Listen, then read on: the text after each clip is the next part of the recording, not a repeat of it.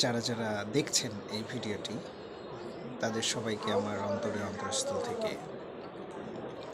শুভেচ্ছা এবং সালাম। আসসালামু আলাইকুম ওয়া রাহমাতুল্লাহ। আজকে আমরা শিক্ষকদের জন্য দু একটি কথা বলবো।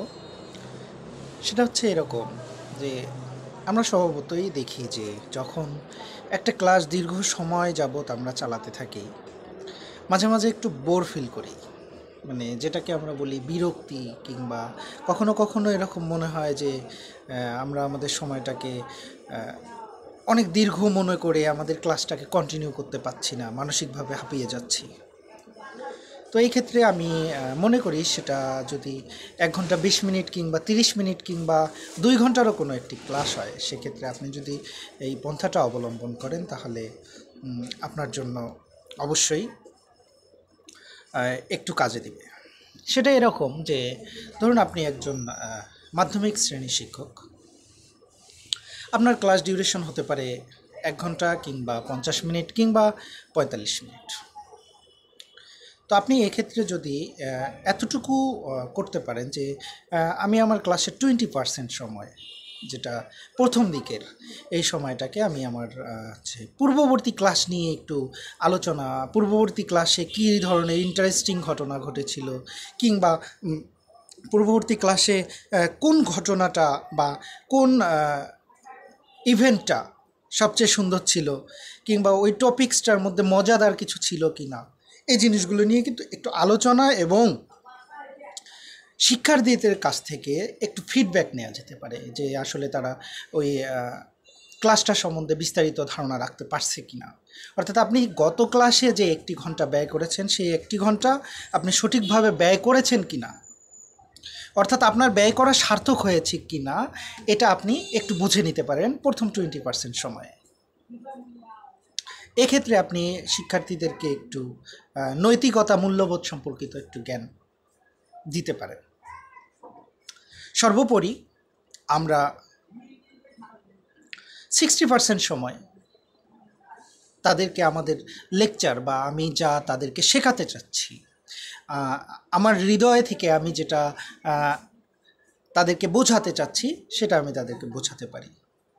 অর্থাৎ আজকের দিনের অ্যাক্টিভিটিস, আপনার ক্লাস প্ল্যানিং গতকাল রাত্রে যেটা, কিংবা আগের দিন যেটা আপনি ভেবে রেখেছেন যে আপনি কি পড়াবেন তাদেরকে, অবশ্যই আপনার একটা পরিকল্পনা যেহেতু ছিল, সেহেতু আপনি সেই পরিকল্পনা অনুযায়ী যদি 60% সময় বা 50% সময় ওই ক্লাসের তাদেরকে দেন, তাহলে আমার মনে হয় যে আপনার 50% সময় আপনি শুধু তাদেরকে শেখাচ্ছেন।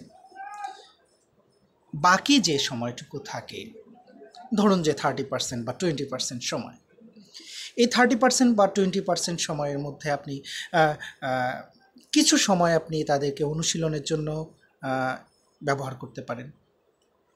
আপনি যা শেখাচ্ছেন, কিংবা যে টপিকস শেখাচ্ছেন, কিংবা যে টপিকস নিয়ে আলোচনা করেছেন, তাদেরকে কিছু কাজ দিতে পারেন, যে কাজটা তারা ক্লাসে বসে করবে এবং আপনি তদারকি করবেন।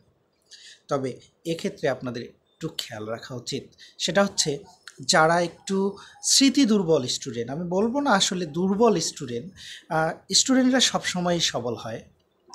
মানসিকভাবে হয়তো দেখা যায় তারা বিভিন্ন দিকে চিন্তা করার কারণে তারা যে মেইন লেখাপড়ার প্রতি মনোযোগ হারিয়ে যাওয়ার কারণে হয়তো বা মনে রাখতে পারে না তেমন একটা লেখাপড়া, সেই স্টুডেন্টগুলোর প্রতি আমাদের একটু কেয়ার করতে হবে যে যখন আপনি তাদেরকে কাজ দিলেন, সেই কাজটা ঠিকভাবে করতে পারলো কি না, এই জিনিসটা আপনাকে একটু খেয়াল করতে হবে।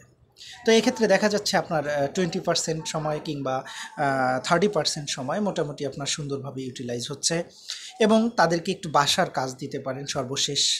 সেই সাথে কোনো জোকস কিংবা মজার ঘটনা, আপনার গত বিকেলবেলার ঘটনা, অথবা আজকে সকালবেলা আপনি ঘুম থেকে ওঠার পর কী করেছেন না করেছেন, আপনার দৈনন্দিন জীবন। আমরা জানি যে একজন টিচার মানে একটা আইডল। আপনি যা যা করেন আপনার সন্তানকে, আপনার স্টুডেন্টকে আপনি কিন্তু সেটাই করার জন্য উদ্বুদ্ধ করবেন। সর্বোপরি আমি মনে করি যে আমাদের যে ক্লাসগুলো আমরা যদি এভাবে একটু প্যাটার্ন অনুযায়ী ভাগ করে করে এগোতে থাকি, আমার মনে হয় না যে কখনো আমাদের একটা দীর্ঘ সময়ের ক্লাস দীর্ঘ মনে হবে। কখনো আমাদেরকে ক্লাস বোর ফিল লাগবে না। আর আমাদের যদি ক্লাস বোর ফিল লাগে তাহলে আমরা স্টুডেন্টদেরকে কী শেখাবো? অবশ্যই আমাদের ক্লাসগুলোকে রোমাঞ্চকর এবং অনেক সুন্দরভাবে তৈরি করার জন্য আমাদের অবশ্যই একটু পরিকল্পনা মাফিক প্রত্যেকটা ক্লাসের প্রিপারেশন নিতে হবে এবং সেই অনুযায়ী ক্লাসগুলো পরিচালনা করতে হবে। সম্মানিত অভিভাবক, শিক্ষক, শিক্ষার্থী মহোদয় এবং ইউটিউব ও ফেসবুকে যারা যারা আমার এই ভিডিওটি দেখছেন, সবাইকে আমার হৃদয় থেকে শুভেচ্ছা এবং সালাম। আসসালামু আলাইকুম ওয়া রাহমাতুল্লাহি ওয়া বারাকাতুহু। এবং অন্যান্য ধর্মাবলম্বী ভাইদের প্রতি, বোনদের প্রতি আমার অন্তরের অন্তরস্থল থেকে শুভেচ্ছা রইল।